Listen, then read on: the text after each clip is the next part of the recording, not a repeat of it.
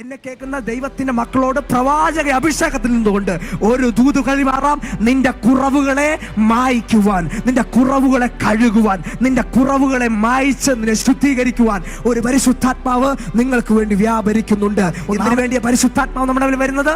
എന്തിനു വേണ്ടിയ ദൈവത്തിന്റെ ആത്മാവ് നമ്മുടെ മേൽ ഇറങ്ങി ചലിക്കുന്നത്? നമ്മളെ ശുദ്ധീകരിച്ച് കഴുകി വെടിപ്പാക്കാനാ. എന്റെ പൊന്നു കുഞ്ഞേ, ദൈവദാസന്മാരെ, നമ്മളെ കഴുകാൻ, നമ്മളെ ശുദ്ധീകരിക്കാൻ നമ്മളുടെ പ്രവർത്തികൾ കൊണ്ടോ നമ്മുടെ കഴിവ് കൊണ്ടോ കഴിയാതിരിക്കുമ്പോ നമ്മുടെ അകത്ത് വ്യാപരിക്കുന്ന പരിശുദ്ധാത്മാവ് നമ്മളെ കഴുകി വെടിപ്പാക്കി ശുദ്ധിയുള്ളവരാക്കി ദൈവസന്നിധിയിൽ നിർത്തും.